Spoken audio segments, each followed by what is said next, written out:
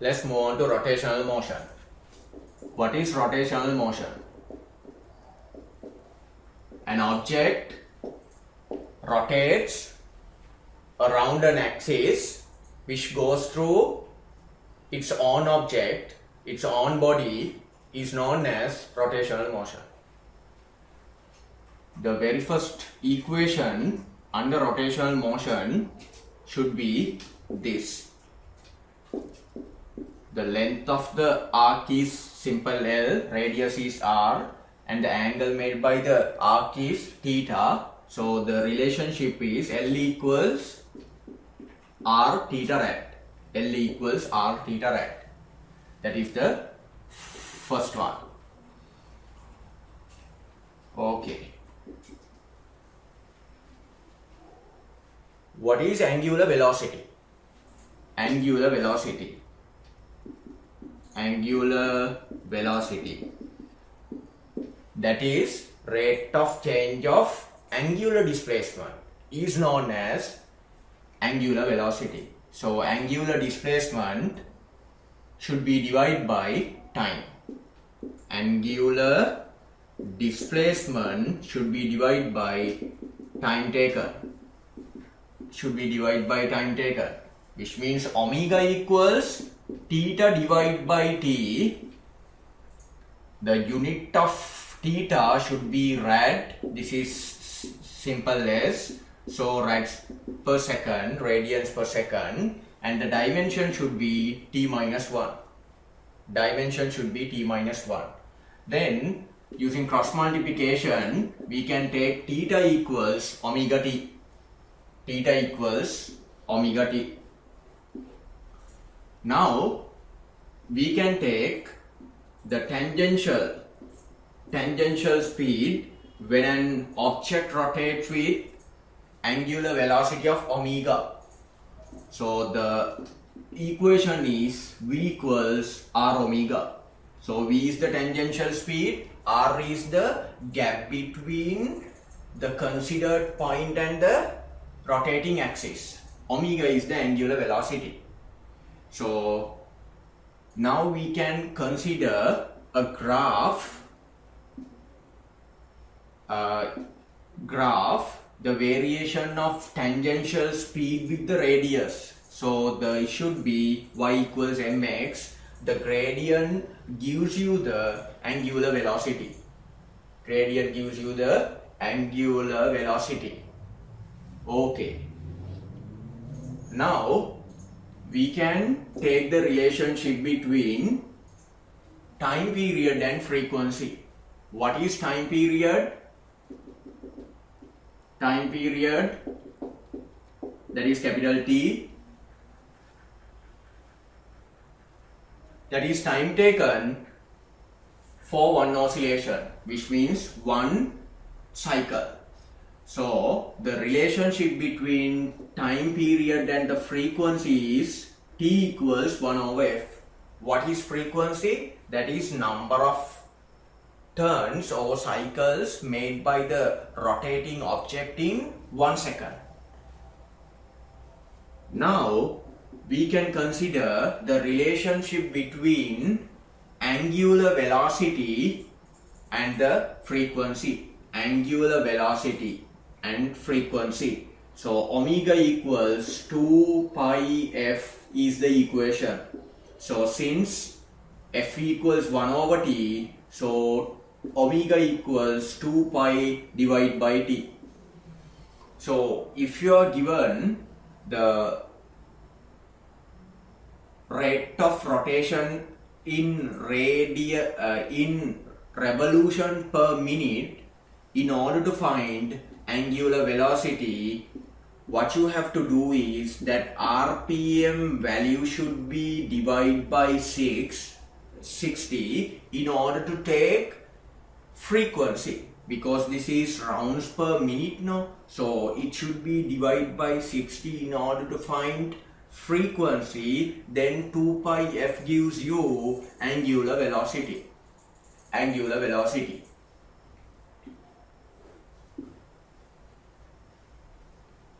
Now we can move on to angular acceleration. What is angular acceleration? That is rate of change of angular velocity is known as angular acceleration.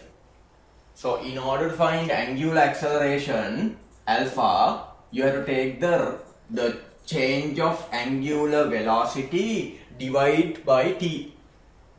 So the unit of changing angular velocity, it should be rads per second divided by again second, which means radians per square second. The dimension should be t minus 2. Dimension should be t minus 2. Right. Now we can take centripetal acceleration. What is centripetal acceleration?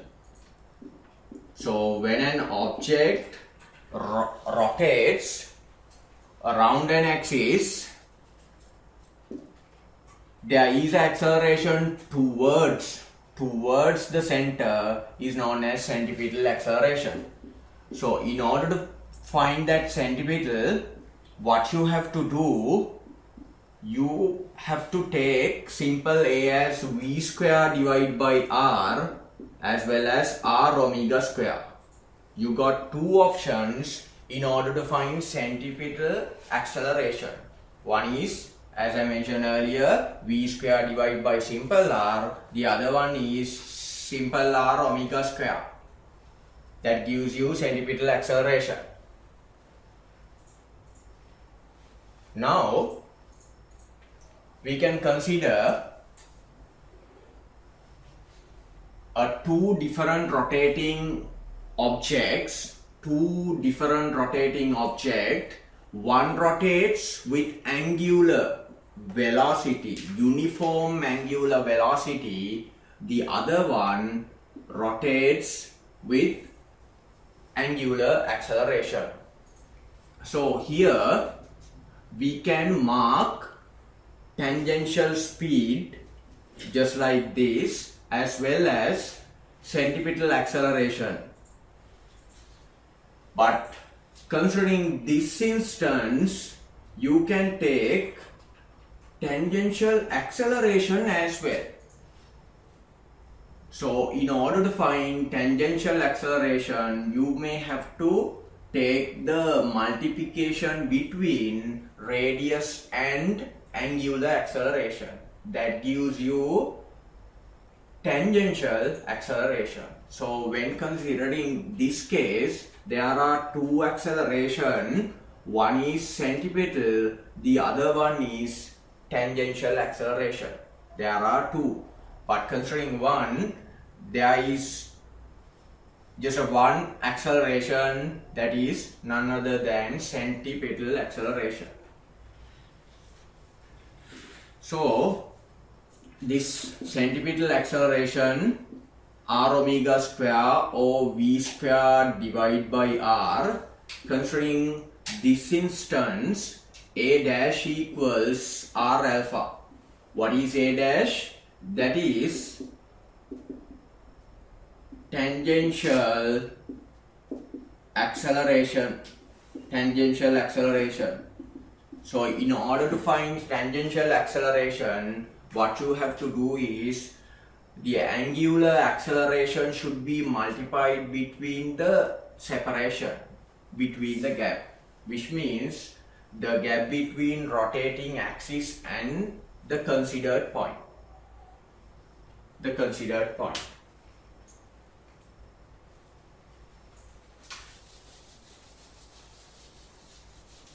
Let's move on to equations under rotational motion.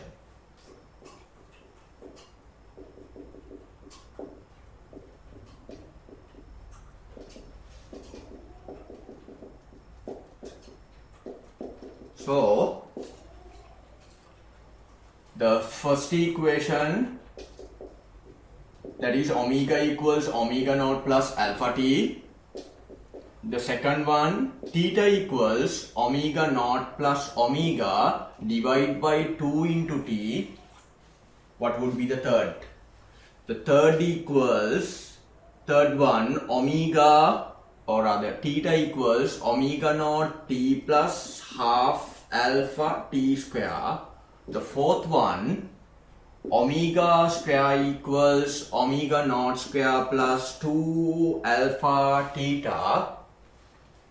And the fifth one, you can take that as theta n equals omega naught plus alpha 2 divide by 2 into 2n minus 1. 2n minus 1. Those are the equations under rotational motion. What is omega? That is final angular velocity, omega naught initial angular velocity, alpha uniform acceleration, simple t is the time taken. Then theta angular displacement, theta n angular displacement made by the object in nth second, inside nth second. Now we can move on to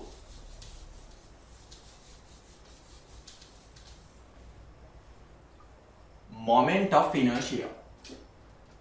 Moment of inertia. What is moment of inertia? That is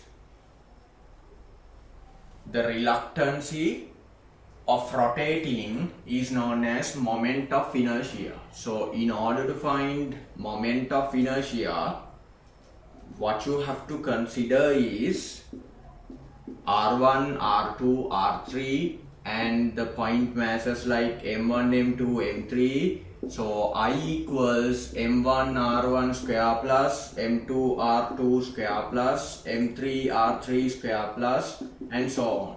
So which means I equals sigma mr square. So the unit should be kgm square and the dimension should be ml square. ml square. Now we can consider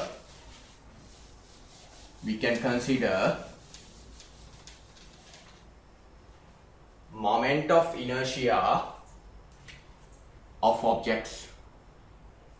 The first one, we can consider a rod of mass simple m. It rotates an axis which goes through the center. I equals 1/3 ml square. M is the mass, L is the length. So when considering other axis, so this is, let's take this point as A and point B. So IB equals 1/12 ml square. 1/12 ml square. And then we can consider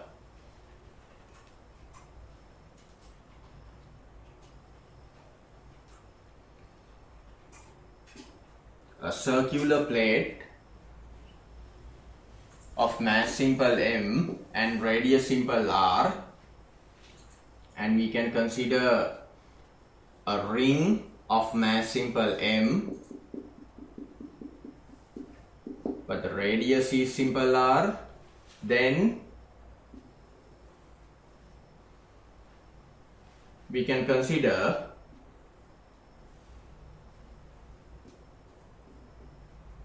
solid sphere and the hollow sphere. So the I value should be half mr square, and there is another term called radius of gyration. So in order to find that simple k value, just remove simple m and get the root of remainder. That gives you the radius of gyration. So considering this one, k should be just remove simple m, then take the root of the remainder. So this should be L divided by root 12. So this is I equals m r square, so k equals just r. So here this is solid 1, so I equals 2 divided by 5 m r square. So this is radius. So then the radius of gyration is 2 divided by 5, root of that into r. Now we can consider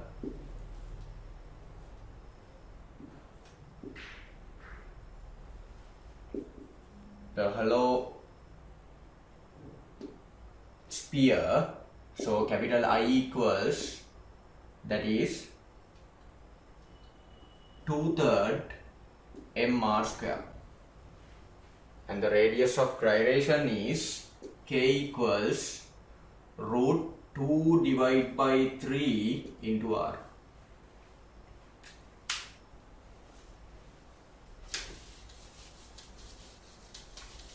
Now we have to consider a cylinder, solid 1 and hollow 1, mass is simple m. So if it is solid 1, I becomes half m r square. If it is hollow 1, what happens? I equals m r square. And the next one is a point mass, just like this. Point mass, simple m, follows a path of radius, simple r. I gives you m r square. So capital I equals m r square. So here the radius of gyration, that is simple k, equals simple r. Here what happens? Simple k equals r divided by root 2. Here simple k equals just r. Now we can consider angular kinetic energy of an object, that is E equals half I omega square, that is same as I half mv square. So now we can consider the momentum, angular momentum. So how would you find the angular momentum? So in order to find angular momentum, take the multiplication between moment of inertia and angular velocity. Angular velocity, that gives you I omega, which means angular velocity. Angular momentum, simple L.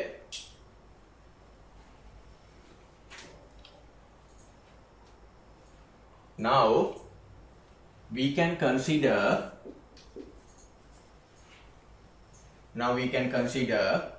the relationship between tau and alpha. When an object rotates with an unbalanced torque, what happens? There should be an angular acceleration. So we can consider tau equals I alpha. Instead of tau, F into R can be considered. Capital I is moment of inertia of considered object. Alpha is angular acceleration of an object. Now what would be the Newton's law on rotational motion?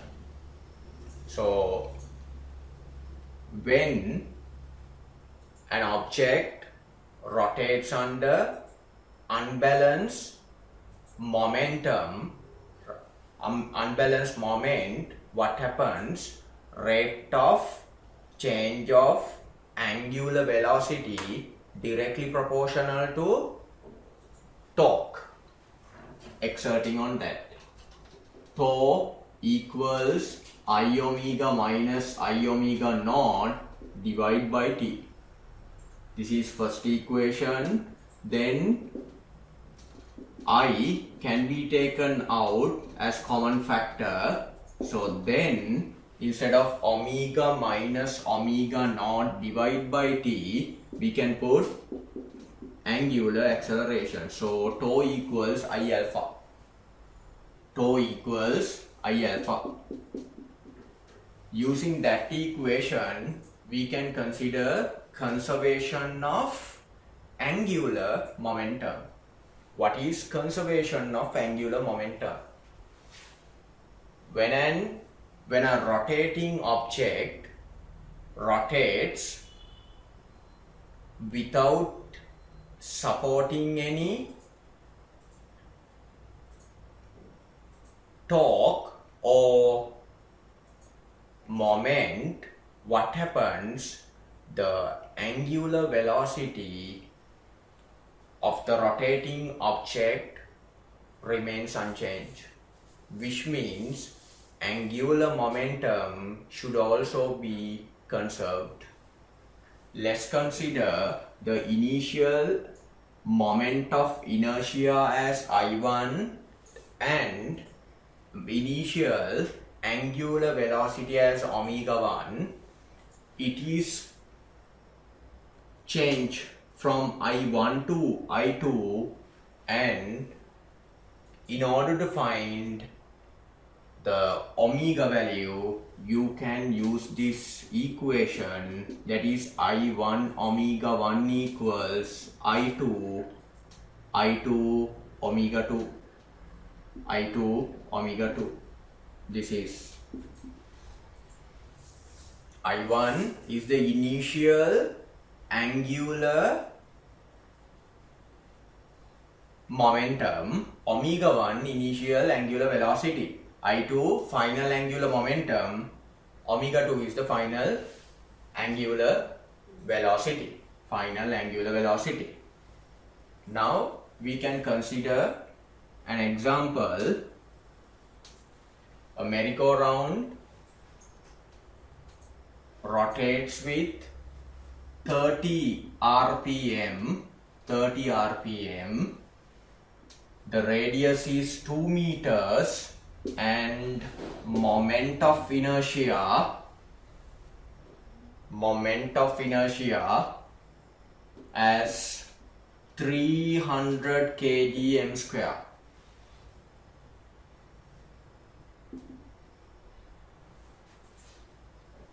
Then 4 students of mass 50